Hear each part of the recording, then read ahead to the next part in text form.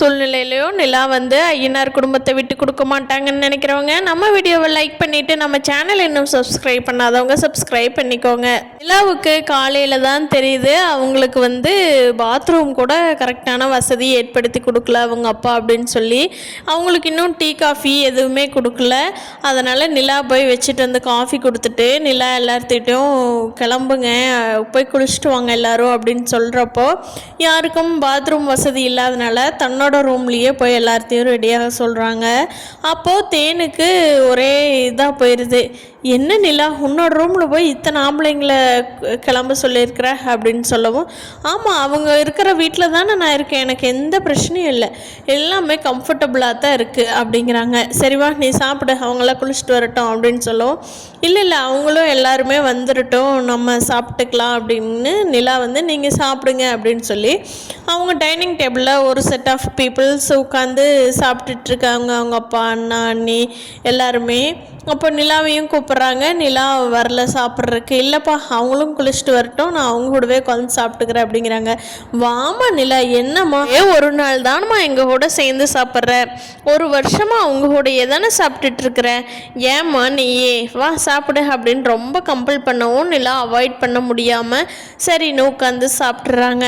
அப்புறமா எல்லாருமே 4 பேரும் சோழன் சேரன் பாண்டி பல்லவன் அவங்க அப்பா எல்லாருமே குளிச்சுட்டு வந்து சாப்பிட்லான்னு வர்றாங்க டைனிங்க்கு.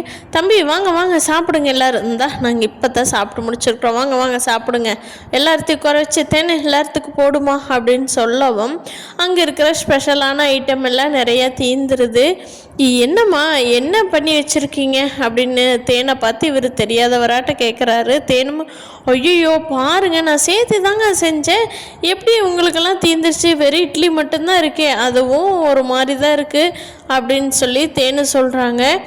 நிலாவுக்கு பயங்கரமாக கோவம் வந்துடுது. என்னம்மா என்ன பண்ணிகிட்ருக்கீங்க நீங்கள், என்ன நினச்சிக்கிட்டீங்க அப்படிங்கிறாங்க. இப்படி இத்தனை பேர் இருக்கிறோம், இத்தனை பேர் சாப்பிடுவாங்கங்கிறது உங்களுக்கு கணக்கு தெரியாதா, அது எப்படி கரெக்டாக இவங்க சாப்பிட வர்றப்போ மட்டும் உங்களுக்கு சாப்பாடு தீந்துரும், ஒரு காஞ்சி போன இட்லியை மட்டும் வச்சிட்ருக்கீங்க அப்படின்னு சொல்லி நிலா கேட்கும்.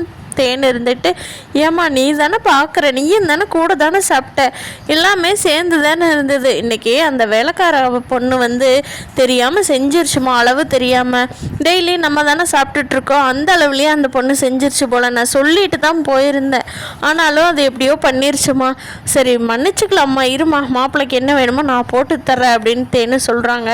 அதுக்கு நிலாவோட அப்பா இருந்துக்கிட்டு ஏம்மா இன்னி போய் செஞ்சு அவங்க என்னாரமாக சாப்பிட்றது, பேசாமல் தோசை மட்டும் ஊற்றிடுமா கரெக்டாக இருக்கும், இனிமேல் செஞ்சு அவங்க சாப்பிட்றதுக்கு பாவம் ரொம்ப பசியோடு இருப்பாங்க இல்லையா, ஏற்கனவே லேட் ஆயிடுச்சு அப்படின்னு சொல்லவும் நிலாவுக்கு பயங்கரமாக கோவம் வந்துடுது. என்ன நினச்சிட்டீங்க நீங்கள், அவங்க என்ன சாப்பாட்டுக்கு வெளியில்லாமையா இங்கே வந்திருக்காங்க, உங்கள் வீட்டில் தங்கினாங்கன்னா நீங்கள் வேணும்னே பண்ணுறீங்க, நேற்று கூட பார்க்குறேன் அப்படி தான் பண்ணியிருந்தீங்க, ரூம் கொடுத்துருந்தது, ஒரு காலையில் ஒரு காஃபி கூட வச்சு கொடுக்கல 2 பேரும், என்ன நினச்சிட்ருக்கீங்க, ஒரு கெஸ்ட்டு வந்தால் இப்படி தான் பார்த்துக்குவீங்களா, எனக்கும் நல்லா தெரியும் நம்ம வீட்டுக்கு ஆல்ரெடி நிறைய கெஸ்ட் எல்லாம் வந்திருக்காங்க, அவங்கள எப்படி பார்த்துக்கிட்டீங்க, இவங்கள வேணே கூப்பிட்டு வச்சு அசிங்கப்படுத்துறீங்களா அப்படின்னு சொல்லி கேட்கவும் சேரனா ஏமா இருமா, நம்ம வீட்ல எல்லாம் ஒரு இட்லியோ தோசையோ தானமா சுட்டு சாப்பிட்றோம், எங்களுக்கு ஒன்றும் பிரச்சனை இல்லைம்மா, வாமா சாப்பிட்டுக்கலாம், விடு நிலா இப்படியெல்லாம் போய் இதுக்கு போய் சண்டை கட்டிக்கிட்டு, அது ஏதோ தெரியாமல் தப்பு நடந்துருச்சு விடுங்க சார் அப்படின்னு சொல்லவும்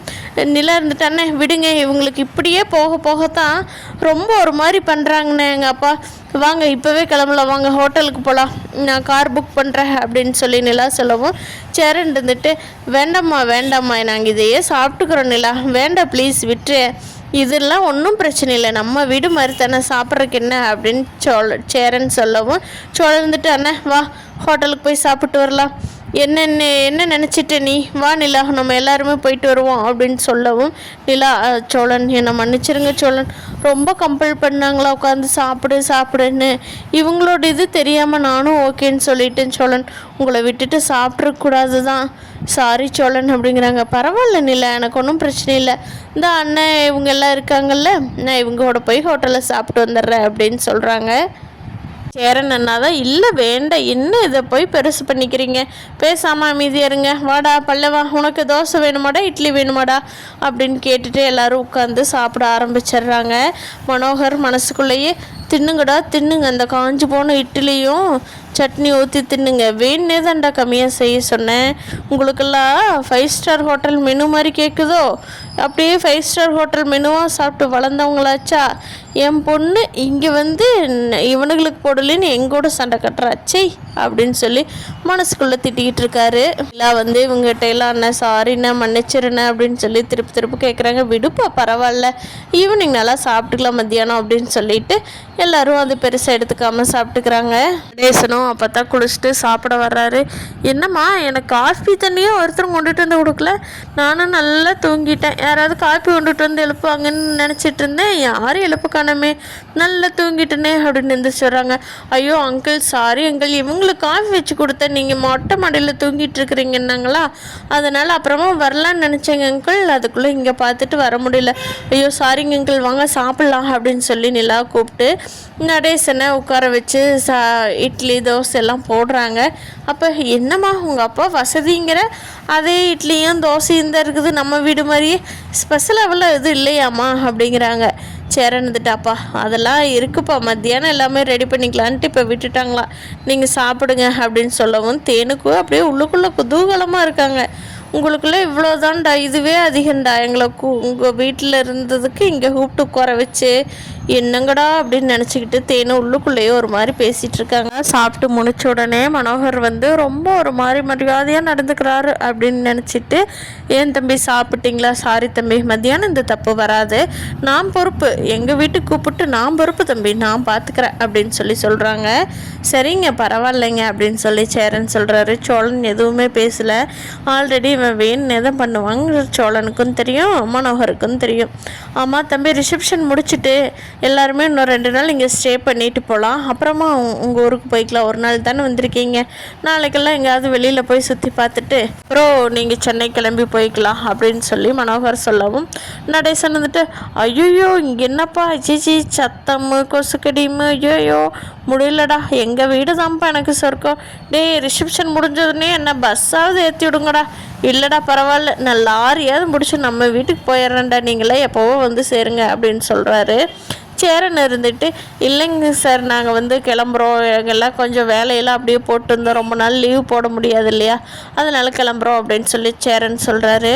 நிலா அவங்க அப்பாவையும் அம்மாவையும் தனியாக கூப்பிட்டு வந்து, ஏன் இன்னும் 2 நாளைக்கு வச்சு அவங்கள அசிங்கப்படுத்தணும்னு நினைக்கிறீங்களா, நான் விட மாட்டேன், நேற்று வந்தப்போ என்னை அதை சொல்லி இதை சொல்லி என்னை அமைதியாக்கிட்டீங்க, இனிமேல் அந்த குடும்பத்துக்கு ஒன்றுனா நான் பார்த்துட்டு சும்மா இருக்குமான்னு நினச்சிடாதீங்க, வேட்டையெல்லாம் இதோட நிறுத்திக்கங்கப்பா அப்படின்னு சொல்லி நிலா பயங்கரமாக வார்னிங் கொடுத்துட்டு உள்ளே போகிறாங்க. சரி ரிசப்ஷனுக்கு எல்லாருமே ரெடி ஆகுறீங்களா அப்படின்னு சொல்லிட்டு அவங்களுக்கெல்லாம் ரொம்ப கம்ஃபர்டபுளாக ஒரு பிளேஸை நிலா செலக்ட் பண்ணி கொடுத்துட்டு நிலாவும் போய் ரெடியாக போயிடுறாங்க. சோழனுக்கு நிலாவோட வீட்டுக்கு வந்ததுலேருந்து நிலா கூட கொஞ்சம் ரொம்ப தூரத்தில் இருக்கிற மாதிரியே ஒரு ஃபீல் ஆகுது, நிலாவுக்கும் அப்படியே ஃபீல் ஆகுது. நிலா சோழன் நம்ம கூட ஒட்டாமல் தள்ளி போகிறாரு அப்படிங்கிறத நிலாவும் நல்லா ஃபீல் பண்ணுறாங்க. சீக்கிரமாக நம்ம வீட்டுக்கு போயிடணும் ரிசப்ஷன் முடிஞ்ச உடனே அப்படின்னு சொல்லிட்டு எல்லோரும் ரிசப்ஷனுக்கு ரெடி ஆகுறாங்க. ரிசப்ஷனில் என்ன மாதிரி இவங்கள வந்து ஏதாவது சொல்லி கலாய்க்கிற மாதிரி பண்ணணும்னு சொல்லி மனோகர் திட்டம் போட்டுட்ருக்காரு. ஆனால் அந்த திட்டத்திலிருந்து எப்படி நிலா இந்த குடும்பத்தை வெளியே கொண்டுட்டு வர்றாங்கங்கிறத நீ வரப்போகிற நாட்களில் பார்க்கலாம் ஃப்ரெண்ட்ஸ்.